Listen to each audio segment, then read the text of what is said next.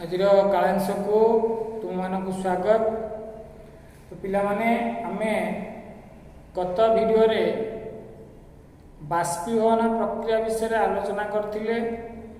ଏହି ବାଷ୍ପୀଭବନ ପ୍ରକ୍ରିୟାରେ ଆମେ ଗୋଟେ ତରଳ ଦ୍ରାବକକୁ ଦ୍ରବଠାରୁ ଅଲଗା କରୁଥିଲେ।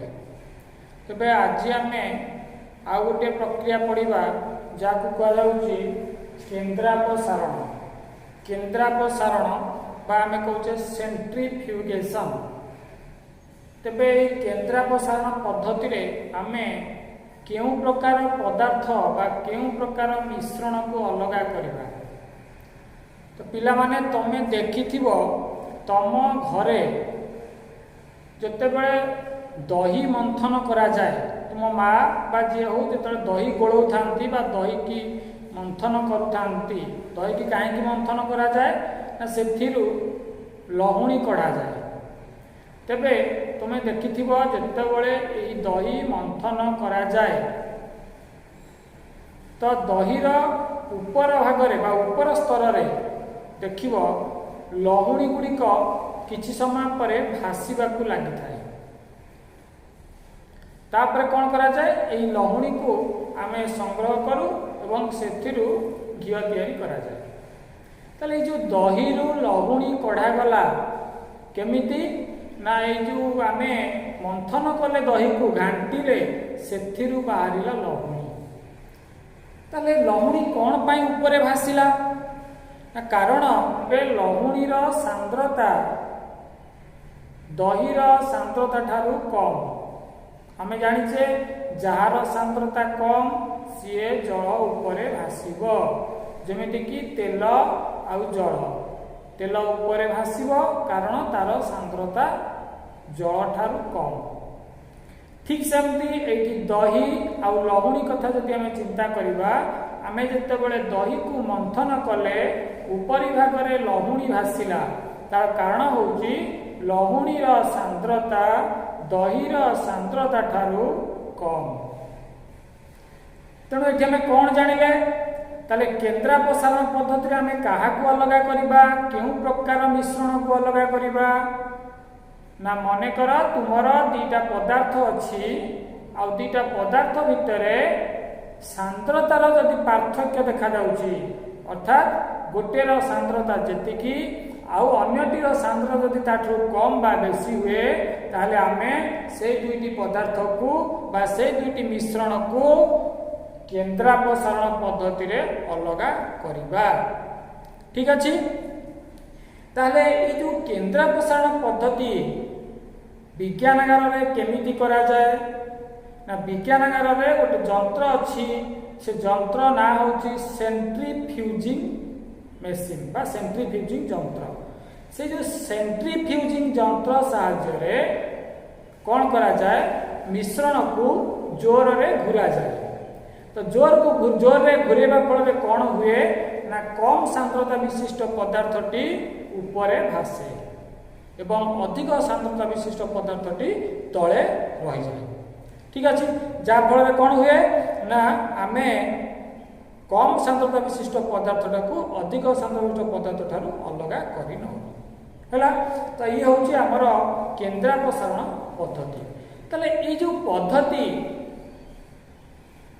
ପ୍ରୟୋଗ ସବୁ କ'ଣ, କେଉଁଠି ଆମେ ଏସବୁ ପଦ୍ଧତି ବ୍ୟବହାର କରୁଛେ? ଆମ ଘରେ ଦେଖିଲେ କ୍ଷୀରରୁ ସର ବା ଦହିରୁ ଲହୁଣୀ ବାହାର କରିବା ପାଇଁ ଏହି ପଦ୍ଧତି ବ୍ୟବହାର କରାଗଲା। ଆଉ ଯେଉଁଠି ସବୁ ଡାଏରୀ ଫାର୍ମ ଅଛି ଅର୍ଥାତ୍ ଦୁଗ୍ଧ ଉତ୍ପାଦନ କେନ୍ଦ୍ର ବା ଦୁଗ୍ଧ ଜାତୀୟ ପଦାର୍ଥ ଉତ୍ପାଦନ କେନ୍ଦ୍ରରେ ମଧ୍ୟ ଏହି ସେଣ୍ଟ୍ରିଫ୍ୟୁଜିଂ ଯନ୍ତ୍ର ସାହାଯ୍ୟରେ ଏହି କେନ୍ଦ୍ରାପସାରଣ ପଦ୍ଧତିରେ ମଧ୍ୟ ଦୁଗ୍ଧଜାତ ଦ୍ରବ୍ୟ ଉତ୍ପନ୍ନ କରାଯାଉଛି। ଆଉ କେଉଁଠି ଏହାର ପ୍ରୟୋଗ ଅଛି? ଆମେ ଯେତେବେଳେ ଯିବା ପାଥୋଲୋଜି ଟେଷ୍ଟ କରିବା, ପାଥୋଲୋଜିକାଲ ଟେଷ୍ଟ ଯେମିତି ଆମର ବ୍ଲଡ୍ ଟେଷ୍ଟ ହେଉ, ୟୁରିନ୍ ଟେଷ୍ଟ ହେଉ, ତ ଏଇଠି ସବୁ ବ୍ଲଡ୍ ଆଉ ୟୁରିନ୍ ଟେଷ୍ଟ କଲାବେଳେ ମଧ୍ୟ ଏହି ସେଣ୍ଟ୍ରିଫ୍ୟୁଗେସନ୍ ପଦ୍ଧତି ବ୍ୟବହାର କରାଯାଏ ବା କେନ୍ଦ୍ରାପସାରଣ ପଦ୍ଧତି ବ୍ୟବହାର କରାଯାଏ। ତେବେ ଆଉ ଗୋଟେ ଜିନିଷ ଆମେ ସମସ୍ତେ ଜାଣିଛେ, ଯେମିତିକି ଆମ ଘରେ ଯେଉଁ ଅଛି ୱାସିଂ ମେସିନ୍। ତ ୱାସିଂ ମେସିନ୍ରେ ଯେତେବେଳେ ଆମେ ଓଦା କପଡ଼ାରୁ ଜଳକୁ ଅପସାରଣ କରୁଛେ, ଜଳ ବାହାର କରୁଛେ, ତ ଲୁଗା ସଫା କରାଯାଉଛି ୱାସିଂ ମେସିନ୍ରେ, ଏହି ସେଣ୍ଟ୍ରିଫ୍ୟୁଗେସନ୍ ପଦ୍ଧତି बा केन्द्रापसारण पद्धति रे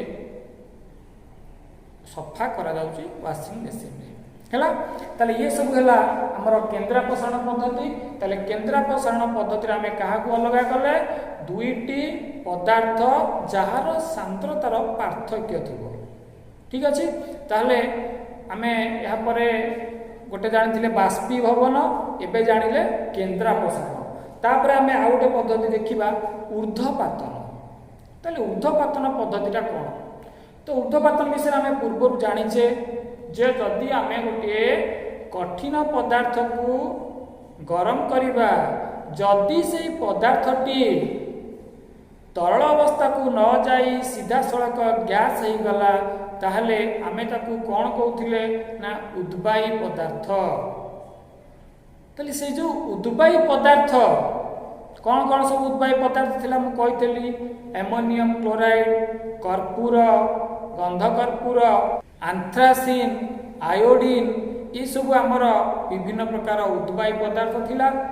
तो जदि तुमर गोटे उद्बायी पदार्थ अन्य एक अण उद्बायी पदार्थ सहित मिसी जाइछि, ताले आमे ताकू एई ऊर्ध्वपातन प्रणाली रे अलगा करिबा सब्लिमेशन। तेणु एई ऊर्ध्वपातन प्रक्रिया रे आमे हम बही रे जो देइछि गोटे परीक्षा आमे ताकू देखिबा जे हमर पेज 24 रे देइछि। तो हमें देखिबा इठी कौन है ना ammonium chloride, ammonium chloride NH4Cl ammonium chloride सहित कौन है ना लुण मिसी जाइछि। आमे जो खाया लुण मिसी जाइछि, तो ताकू आमे केमिति अलगा करिबा। तो प्रथम आमे कौन करिबा, जो परीक्षा है हम बहिरे तुम देखुथिबो, प्रथमे आमे एमोनियम क्लोराइड आउ लुण तार मिश्रण को आनिबा, आनिकिरी गोटे चीना माटीर जो पात्र अच्छी से रखिबा, ताकू गोटे काचर काहाली साहाय्य घोड़े दवा। चित्र देखुथिबो जमती हमर परीक्षा करा जाउची सेमती हम करि परिबा। तो काहाली घोड़े सारला परे काहालीर जो नाड़ अच्छी सेपटे फांका स्थान अच्छी, तेणु ताकू तुला टिपी द्वारा बंद करदो। तो बर्तमान आम कौन करवा ना ये जो एमोनियम क्लोराइड आ लुण मिसी थिला ता मिश्रण को जो चीना माटीर पात्र नहीं से गरम कर धीरे धीरे ट्राइपॉड स्टैंड ऊपर रखी धीरे धीरे गरम करवा। तो आम जानिचे जे एमोनियम क्लोराइड होची गोटे उद्बायी पदार्थ। तेणु आम जदि गरम करवा ताले से जो मिश्रण रु एमोनियम क्लोराइड कौन हम बाष्प हो। तो प्लेट रे रही कौन ना लुण। ताले आम जो एमोनियम क्लोराइड बर्तमान कौन कले लुण अलग करदे, किंतु आम एमोनियम क्लोराइड तो बाष्प हो गला, ताको पाइबा केमिति, से तो कठिन अवस्था रे थिला। तो आम पुणी कौन करवा, आम मन रख कही जे गोटे कठिन पदार्थ को गरम कले से जदि बाष्प हो जाउछि सीधा सड़क, से बाष्प को जदि आम ठंडा करवा से पुणी कठिन हो जिवो। ताले आम कौन करवा, ये जो एमोनियम क्लोराइड बाष्प हो गला तो काहाली ऊपर अंश को चली गला। तो काहाली रो ऊपर अंश रे आम कौन करछे तुला टिपी दे देछे आ गैसटा बाहर की जाई परिबनी, तेणु गैसटा सेठी रहिला। एमोनियम क्लोराइड जो गैस की जाइतिला काहाली रो ऊपर अंश रे रहिला। तो रहिला परे कोन हला, किछि समय परे से ठंडा हला। तो ठंडा हला परे पुनश्च कोन हेला, कठिन एमोनियम क्लोराइड रे परिणत हेला आउ काहाली रो चारि कड़े लागी गला। चित्र देख तमे देखि पारथो काहाली रो दुई कड़े बा चारि कड़े केम सब लागी एमोनियम क्लोराइड रो कठिन अंश हैला। ताले एठी हमें कोन पाइले ना एमोनियम क्लोराइड आ लुण जदि हमर मिसी जाइतिला हमें कोन कले गरम कले एमोनियम क्लोराइड उद्बायी पदार्थ होइतबारु से बाहरी गला, बाष्प होई गला आ लुणटा रहि गला। ताले एई जो पद्धति एई पद्धतिटाको हमें कहले ऊर्ध्वपातन पद्धति। ताले हमें वर्तमान सुधा तीनोटी प्रक्रिया आलोचना कले। गोटे बाष्पीभवन गतकाल करथिले, तो आज आम केन्द्रापसारण कले, आउ गोटे ऊर्ध्वपातन कले। एबे मु आउ गोटे प्रक्रिया विषय आलोचना करी, सेटा होची क्रोमाटोग्राफी। ताहले एही क्रोमाटोग्राफी पद्धति रे आमे को प्रकार मिश्रण को अलगा करिबा। तो पिला माने मने कर तुमरो गोटे तल पदार्थ नहीं मन कर जल नेल, ता देहरे विभिन्न रंग मिसई देल, कला रंग, नाली रंग, नील रंग सब मिसई देल, जल सब रंग तुम मिसई देल। तो बर्तमान तुम चाहब से जल केमिति विभिन्न रंगर रंजक अलगा कर, कला रंगर रंजक केमती पाइब, नील रंगर रंजक केमती पाइब, नाली रंगर रंजक केमती पाइब, जहाँ सब मिसई से रंगर रंजक को केमती पाइब ना। ये क्रोमाटोग्राफी पद्धति रे आमे गोटे पदार्थ रे जदि विभिन्न रंगर पदार्थ मिसी थाए ताहले बा द्रवीभूत होता है, आमे ताकू ए क्रोमाटोग्राफी पद्धति रे अलगा करि परिबा। तले आम बही रे गोटे परीक्षा देछि, आमे देखुथिबा प्रथमे आमे कोन करिबा ना गोटे फिल्टर पेपर आनिबा। तो फिल्टर पेपर गोटे सरू स्ट्रिप रे आनिबा, सरू स्ट्रिप रे गोटे फिल्टर पेपर आनी 3 सेंटीमीटर तळु छाड़ी गोटे पेंसिल दाग दबा। ठीक अच्छे। तो आमर जो मिश्रण दि जाए आमको दि जाए कला काली रंजक एक रंग विशिष्ट कि, अर्थात आमको देखेबार अच्छी ये कला काली आमको जो दि जाए से कला काली खाली अच्छी ना आउ किछि काली मिसिकी अच्छी, आउ किछि रंग मिसिकी अच्छी, सेटा देखिबार अच्छी। तो आम से जो कला काली को आनिकरी ठोपाए ये पकईदबा, ये आनिक ठोपाए पकईदबा। ठीक अच्छे।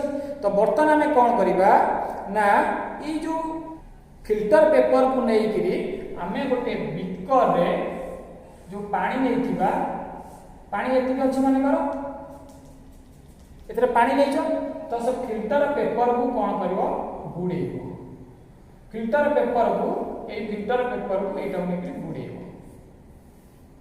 तो एमती बुड़ेबा जब से जो एटा ऊपर को रहिना पानी ऊपर को जस्ट रहा, पानी स्तर अच्छी, पानी ऊपर को जस्ट टिके टेकी जमी रही जो बिंदु नहीं कला से टेकी रही। ठीक अच्छे। तो बर्तमान आम कौन लक्ष्य करवा ना जेहेतु यह गोटे फिल्टर पेपर ये कौन कर पानी को शोषिब, तल पदार्थ को शोषिब, तो ये जो तल पदार्थ ये अच्छी ये जो जल अच्छी जल को सी शोषिब। तो जल जो फिल्टर पेपर रे शोषी ऊपर को उठिब, जलटा फिल्टर पेपर रे ऊपर को उठिब। तो जो जलटा फिल्टर पेपर रे ऊपर को उठिब आमे लक्ष्य करवा ये जो काली बुंदा नहीं सेथिरु विभिन्न रंग स्तर स्तर हो ऊपर को उठिब। ताले को रंगटा आग उठिब ना जो रंगटा जल रे अधिक द्रवणीय सेटा पूरा ऊपर उठिज, पूरा ऊपर स्तर में रही। सेमती ताठारु जे कम द्रवणीय से ता तलकू रहिबो, से ताठारु जे कम द्रवणीय से ता तलकू रहिबो। तेणु आम एमती देखा गोटे गोटे स्तर स्तर होकरी विभिन्न रंगर कणिका सब ये फिल्टर पेपर रहिबो। ताले एथरा आम कौन देखिले ना आम नहीं कला रंगर काली, किंतु विभिन्न रंगर रंजक आम ये पाइले। तमाने एथिरु जानिले जे आमर ये जो कला काली एक रंग विशिष्ट नुहे। ठीक अच्छे। ताले ये जो क्रोमाटोग्राफी प्रक्रिया प्रयोग सब कौटी करा जाउछि हैला। ताले ये जो क्रोमाटोग्राफी जहाँ को आम कहूचे ये एक्चुअली क्रोमा, ये हूँ गोटे वर्ड क्रोमा, से क्रोमा जार ग्रीक अर्थ हूँ रंग से आसी। तेबे आमको जदि रंजक विभिन्न रंग मिसी यही पद्धति आम अलग करवा, प्राकृतिक वर्णकणा गुड़ी को रंग अलग कर पद्धति। तो आउ गोटे इम्पोर्टाट जिनस हूँ जदि जड़े निशा द्रव्य सेवन करिछि ताले तमें जदि तार ब्लड टेस्ट करवा, तो ब्लड टेस्ट कले यही पद्धति जानी जीव जे से प्रकृत में निशा द्रव्य सेवन करिछि कि नाही ता ब्लड टेस्ट जना पड़ियो हैला। तेणु ये सब हैला हमर क्रोमाटोग्राफी प्रयोग। ये सब पद्धति आम आलोचना कले परवर्ती कालांश आम आउ जहाँ सब पद्धति अच्छी आलोचना करवा।